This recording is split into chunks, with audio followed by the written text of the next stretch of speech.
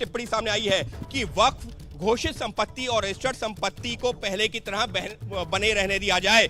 यानी कि साफ तौर पर कोर्ट ने यह भी कह दिया है कि जो संपत्तियां जैसे थी उसको अभी वैसे ही बने रहने दिया जाए। तो एक तरह से रोमाना हमको इसको आसान शब्दों में ये जरूर समझ सकते हैं कि कोर्ट ये कह रही है कि जिन प्रावधानों पर ऐतराज है उनको वैसे ही बने रहने दिया जाए, यथास्थिति बरकरार रहे। और बड़ी खबर आ रही है, बड़ी खबर ये आ रही है कि कोर्ट ने कह दिया, मुख्य न्यायाधीश ने कहा है कि मैं आदेश लिखवा रहा हूं, अब बीच में मत बोलिए। यानी कि कोर्ट इस मामले में इंटरिम ऑर्डर जो इसको हम कह सकते हैं अंतरिम आदेश, वो देने जा रही है। और अब ये आदेश अपने आप में काफी महत्वपूर्ण है, क्योंकि अब तक जो टिप्पणियां सामने आई हैं वो तो ये इशारा कर रही हैं कि कहीं ना कहीं जिस मांग को लेकर के याचिकाकर्ता आए थे, कोर्ट ने उनसे कुछ हद तक इत्तेफाक रखा है, लेकिन फैसला लिखवाना शुरू हो चुका है। जो आदेश देना है वो शुरू हो चुका है और कोर्ट ने साफ कह दिया है कि ये मैं आदेश देने जा रहा हूं। हालांकि इसको हम ये जरूर कह सकते हैं कि ये इंटरिम ऑर्डर होगा, अंतरिम आदेश होगा, लेकिन निश्चित तौर पर एक बड़ा आदेश जिस पर नजर टिकी हुई है। जी, इस वक्त की बड़ी खबर मैं आपको बता दूं, सरकार की तरफ से जो कानून नोटिफाई किया गया था उसके दो प्रावधानों को लेकर सुप्रीम कोर्ट की तरफ से बड़े निर्देश दे दिए गए हैं। एक तो नियुक्ति गैर मुसलमानों की वक्फ बोर्ड में करने का जो प्रावधान नए कानून में लाया गया था, अदालत ने फिलहाल कहा है कोई भी नई नियुक्ति नहीं की जाएगी। दूसरी बड़ी बात यह सामने निकल कर आ रही है कि वक्फ घोषित संपत्ति और रजिस्टर्ड संपत्ति को पहले की तरह बने रहने दिया जाए, यह भी अदालत की तरफ से साफ कर दिया गया है। मतलब जो कहा जा रहा था कि जो रजिस्टर्ड नहीं है प्रॉपर्टी वो सरकार डीनोटिफाई कर सकती है, तो फिलहाल कोई ऐसा कदम नहीं उठाया जा सकता है। ये टिप्पणियां अदालत के सामने निकल कर आ गई हैं। और जब सीजीआई की तरफ से ये बात कही गई है कि देखिए, एक बार फिर से आपको लेकर चलेंगे अंकित गुप्ता के पास। अंकित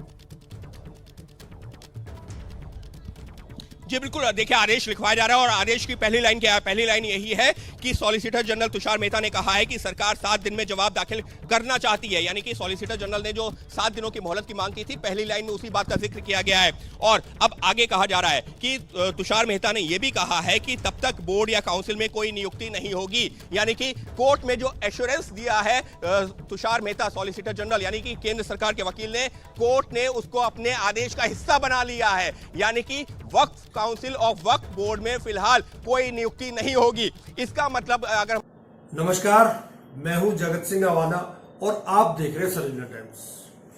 दोस्तों, गुजरात बीजेपी का और आरएसएस की प्रयोगशाला है, वही प्रयोगशाला है जहां से नरेंद्र मोदी जैसे प्रधानमंत्री का जन्म हुआ और जहां से आरएसएस ने जो अपनी जो पहली वो शुरुआत की थी गुजरात में, वो हालांकि आदिवासियों से की थी, परंतु आज बीजेपी के लिए गुजरात एक प्रयोगशाला बन चुका है। और उसी प्रयोगशाला में सेंध लगाने के लिए राहुल गांधी गुजरात के दौरे पर थे। 2 दिन लगातार गुजरात में रहे और वहां से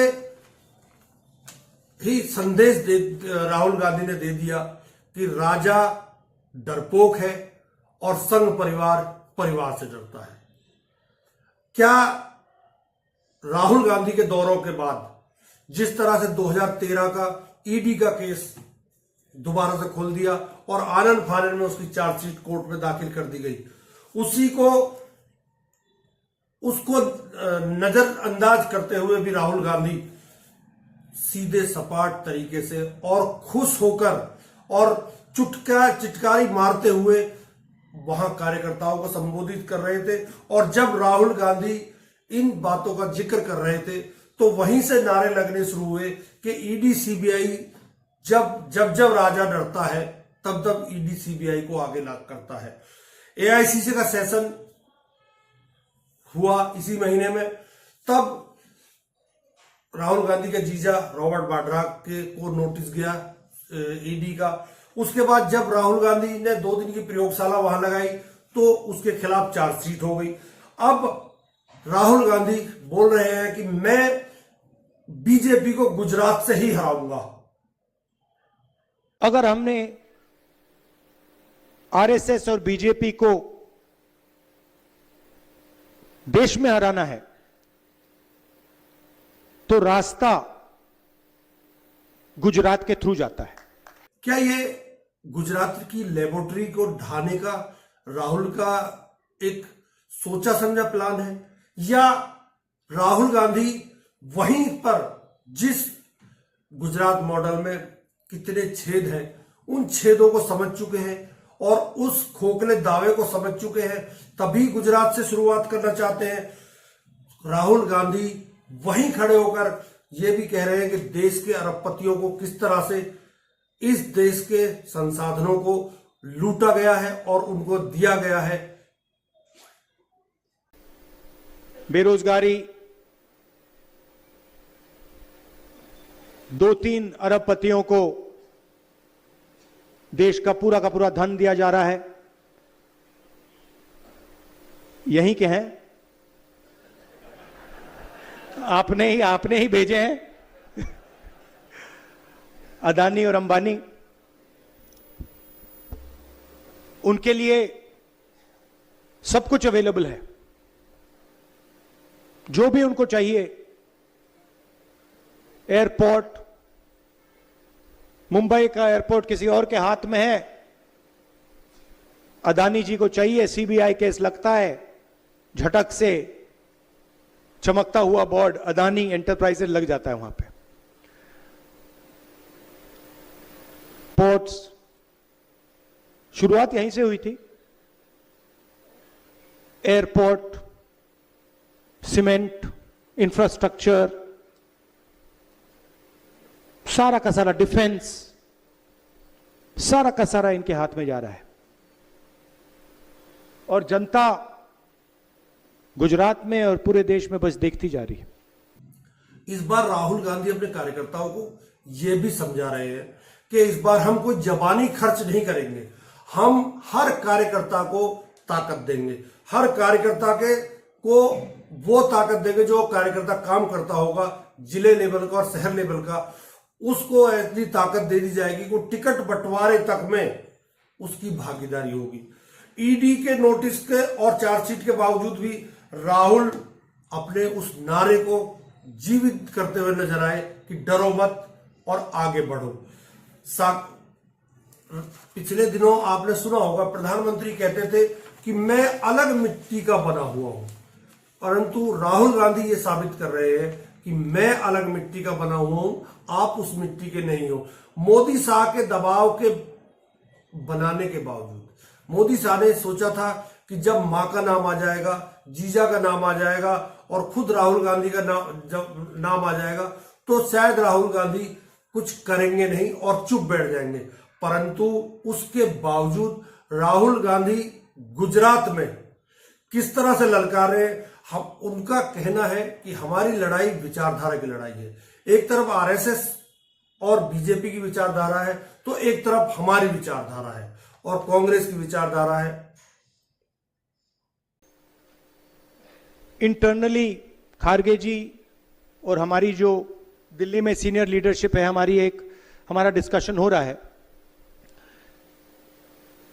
कि कांग्रेस पार्टी को हम मजबूत कैसे करें, क्योंकि सच में ये जो लड़ाई चल रही है, ये राजनीतिक लड़ाई तो है, मगर ये विचारधारा की लड़ाई भी है।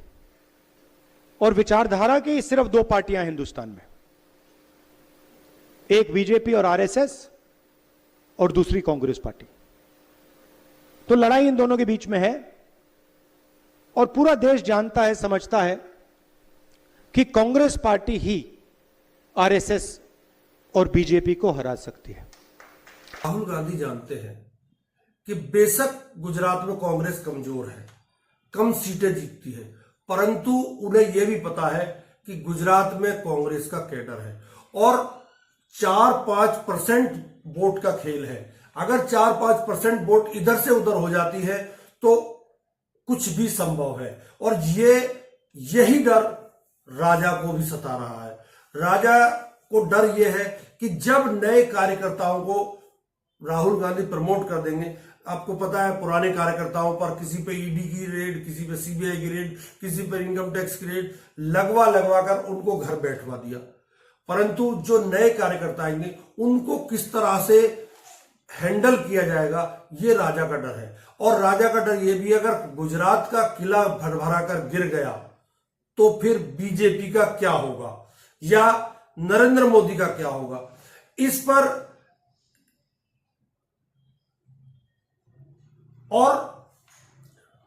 और इस ईडी के जो चार्जशीट है इसके बारे में कहा जा रहा है कि जिस में मनी मतलब पैसे का कोई लेन देन नहीं हुआ तो उसमें ईडी का क्या मतलब है। इस पर एक वरिष्ठ पत्रकार है हेमंत अत्री, वो क्या बोल रहे हैं एक बार सुनिए। वो कुछ भी करते थे, मेरा और आपका काम है तथ्यों को सामने रखना, लेमन की भाषा। देखिए, एजेएल कंपनी 1930 के दशक से 3 अखबार छापती थी आजादी के आंदोलन से लेकर के, नेशनल हेराल्ड, नवजीवन और कौमी आवाज, उर्दू, हिंदी और इंग्लिश। वो बेसिकली 2002 से 11 के बीच में उनके ऊपर लगातार अखबार का ना तो रेवेन्यू आ रहा था ना एडवर्टाइजमेंट आ रही थी, और वो अखबार छप रहा था लगातार तब से नॉन स्टॉप। तो जो एजेएल कंपनी है एसोसिएटेड जर्नल्स लिमिटेड, वो कहीं ना कहीं कर्ज में डूबती जा रही थी, और कांग्रेस पार्टी ने 2002 से 11 के बीच में उसे 90 करोड़ रुपए का लोन दिया, सिक्योर्ड लोन, यानी कि मेरे खाते से आपके खाते में कैश का ट्रांजैक्शन एक भी नहीं है, सारा चेक से है और बैंक टू बैंक ट्रांसफर है। ठीक, तो कांग्रेस पार्टी का अपना पैसा था, वो अपने किसी को दे सकते हैं, इसमें किसी को क्या परेशानी है, नंबर 1। उसके बाद हालत ये थी जो एजेएल की, ना तो वो दफ्तर के बिजली के बिल, ना टेलीफोन के बिल, ना डे टू डे के खर्चे, ना कर्मचारियों का वेतन, ना पीएफ, ना ग्रेच्युटी, कुछ भी नहीं दे पा रहे थे। ऐसे में इन्होंने क्या किया कि सारे के सारे जो एजेएल के ऑपरेशन थे कर्ज के कारण, वो रुक गए। अब एक कंपनी बनाई गई, यंग इंडियन कंपनी, सेक्शन 25 की तहत बनी है, नो प्रॉफिट कंपनी है वो। उसमें एक भी पैसे का मुनाफा, कोई भी डिविडेंड, कोई भी सैलरी, कुछ भी शेयर होल्डर को नहीं जा सकता, एक नया पैसा नहीं, एक फुटी कौड़ी भी नहीं जा सकती। और क्या किया गया इसमें, जो एजेएल का डेट था, जो कर्ज था, उसको इक्विटी में बदल दिया गया। सिंपल सी बात है। अब आप कहोगे जी क्यों बदल दिया? जो अगर आप देखेंगे, जो भारत सरकार जो है एनसीएलटी के अंदर रोज क्या करती है, तमाम कंपनियों का जो कर्ज है उसको इक्विटी में बदलती है, नहीं बदलती? अभी हाल ही में आपने वोडाफोन का देखा होगा, घाटे का सारा खेल था। 8 रुपए का शेयर, 7 रुपए का शेयर सरकार ने 12 रुपए में खरीदा कि नहीं खरीदा? वो तो प्राइवेट कंपनी थी, ये तो इनका इन हाउस मैकेनिज्म है। उसके बावजूद चलो छोड़ दीजिए, उसमें जो कंपनी को, दूसरी बात यह है कि यंग इंडियन का क्या प्रचार क्या है कि यंग इंडियन की 5000 करोड़ की प्रॉपर्टी राहुल सोनिया ने ले ली, फलाने कर दिया, ये कर दिया। हकीकत क्या है, यंग इंडियन ने आज तक एजेएल का कोई टेक ओवर कभी नहीं किया है। नंबर 1, सारे के सारे एसेट्स और सारी की सारी इनकम जो भी है, किराए की, इधर की उधर की चिट, वो सारी एजेएल के पास है। तो एक नए पैसे की प्रॉपर्टी बिकी नहीं, एक नए पैसे की प्रॉपर्टी मेरे से आपको ट्रांसफर नहीं है, आपसे मुझे ट्रांसफर नहीं है, एक नए पैसे का कैश का ट्रांजैक्शन नहीं है किसी भी तरीके का। तो फिर ये मनी लॉन्ड्रिंग कैसे हुई? मनी तो है ही नहीं, तो लॉन्ड्रिंग कहां से? लॉन्ड्रिंग के लिए मनी तो चाहिए आपको। जब मनी, राहुल गांधी 21 तारीख को अमेरिका जा रहे हैं और वो 2 दिन वहां रहेंगे। वहां कई यूनिवर्सिटियों में वो लेक्चर देंगे, उसके अलावा कई प्रोग्राम भी अटेंड करेंगे। काफी बिजी शेड्यूल है राहुल गांधी का अमेरिका में। ऐसे में अमेरिका की एक टाइम मैगजीन है जो वर्ल्ड की फेमस मैगजीनों में से एक है, वो हमेशा ऐसे जो प्रभावशाली लोग हैं उन 100 लोगों की लिस्ट बनाती थी हर साल। एक बार में 100 लोगों को वो नाम देती थी कि ये विश्व के सबसे प्रभावशाली नेता है, जिसमें पहले नरेंद्र मोदी जी का भी नाम था। परंतु इस बार नरेंद्र मोदी का नाम उस मैगजीन से गायब हो गया। नरेंद्र मोदी के अलावा उस मैगजीन से हर भारतीय का नाम गायब हो गया। किसी भारतीय का नाम इस बार उस मैगजीन में नहीं है। ये भी अपने आप में ये टैरिफ जो पर ना बोलने का परिणाम इसको, बीजेपी को और नरेंद्र मोदी को शायद भुगतना पड़ रहा है। अब गुजरात पर ही आते हैं। गुजरात में अगर राहुल गांधी आमने सामने खड़े होकर कार्यकर्ताओं को ललकार कर और ये कह रहे हैं कि आपको डरना नहीं है, मैं यहीं से इनको हराऊंगा, तो क्या राहुल गांधी जान चुके हैं कि गुजरात मॉडल कितना खोखला है? उसी को भेजने के लिए अलग अलग जिलों में नए नए लोगों को ताकत देना चाहते हैं। क्या नए नए लोगों को खड़ा करके राहुल गांधी कांग्रेस को जिता सकते हैं? सवाल यहां यह भी है कि जितने जिले हैं उन जिलों में जो नए नेताओं को खड़ा करेंगे ये लोग, कांग्रेस खड़ा करेगी, उसकी काट बीजेपी के समझ में नहीं आ रही है। बीजेपी का का केंद्रीय नेतृत्व सोच रहा है कि ये पता नहीं किसको लेकर आएगा। अगर ये फार्मूला कामयाब होता है तो शायद बीजेपी का किला ढह भी सकता है, और अगर गुजरात का किला ढह गया तो फिर केंद्र के किले को ढहाने में कोई देर नहीं लगेगी, क्योंकि देशवासी जानते हैं कि कांग्रेस ही ऐसी पार्टी है जो बीजेपी को हरा सकती है। गुजरात में राहुल गांधी ये बोल भी चुके हैं।